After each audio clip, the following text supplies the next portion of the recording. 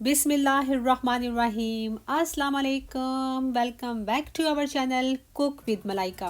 तो फ्रेंड्स, आप सबकी क्या हाल चाल है। आज मैं आपसे शेयर करने वाली हूँ प्याज वाले पकोड़े, एकदम क्रिस्पी और अंदर से नरम, बहुत ही ज़्यादा टेस्टी और बहुत ही ज़्यादा मज़ेदार किस्म के। इनको देखकर यकीनन आपके मुंह में पानी आ रहा होगा। तो इस रेसिपी को आप एंड तक देखिएगा। मैं आपको कुछ टिप्स एंड ट्रिक्स बताऊंगी ताकि आप इस तरह के मजेदार किस्म के कुरकुरे से बिल्कुल बाजार जैसे पकोड़े घर पर आसानी से तैयार कर सकें। तो फिर देर किस बात की है, तो चलें फिर रेसिपी को बनाना स्टार्ट करते हैं। तो यहाँ पर मैंने तकरीबन 4 अदद ले लिए हैं प्याज, और इनका जो छिलका है हमने उतार लिया है। और प्याज की दोनों साइडों के जो हिस्से हैं वो हमने काट दिए हैं। जो ऊपर येलो सा हिस्सा होता है वो भी आपने ज़रूरी काटना है।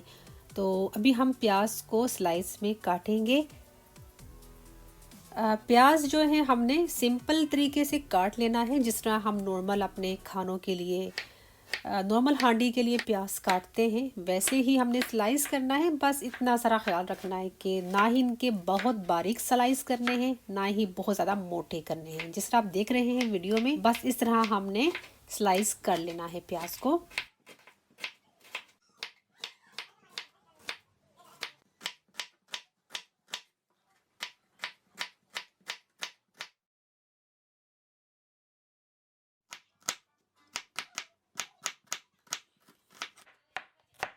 तो सारे प्याज़ों को हमने स्लाइस कर लिया है। तो अब हम एक बाउल में जो प्याज हैं वो ट्रांसफ़र कर लेंगे, और अब हमने प्याज़ों को हल्के हाथों से मसल लेना है। और ये बहुत ही कमाल की टिप है। इस तरह करने से प्याज के पकोड़े जो हैं बहुत ही शानदार किस्म के बनते हैं। हल्के हाथों से मसलेंगे तो जो प्याज हैं उनकी लेयर्स जो हैं वो अलग हो जाएंगी। ये देख रहे हैं कितनी आसानी से प्याज जो है उनकी लेयर्स अलग हो रही हैं। प्याजों पर बहुत ज़्यादा हाथ से प्रेशर डालकर हमने नहीं दबाना, वरना ये ना हो कि जो प्याज हैं वो ही टूट जाएं। ठीक है।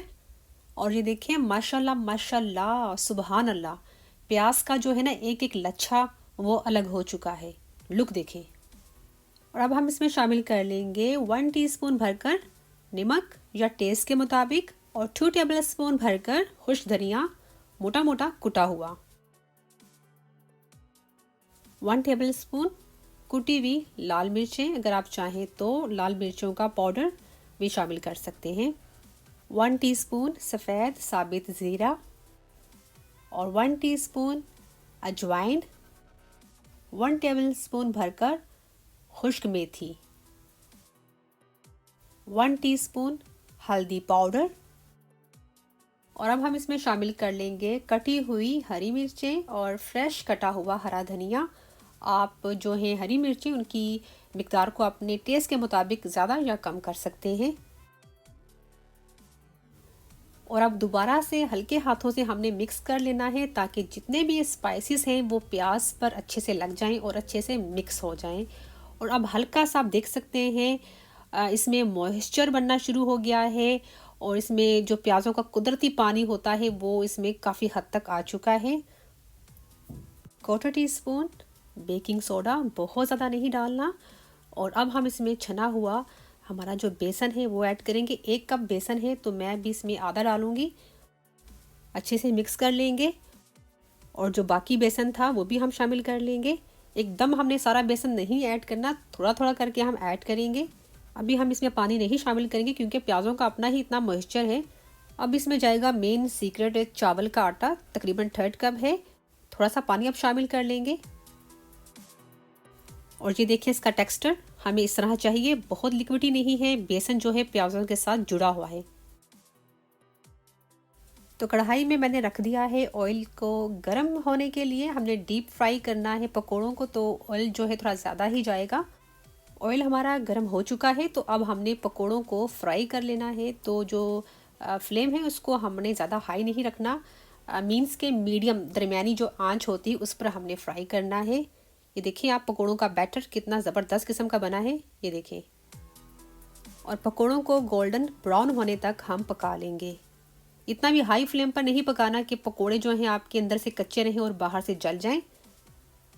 और ये देखिए माशाल्लाह से हमारे जो पकोड़े हैं बहुत ही ज़बरदस्त किस्म के हो चुके हैं फ्राई। और जो बाकी हमारे पकोड़े रह गए हैं उनको भी हम जल्दी से पका लेंगे।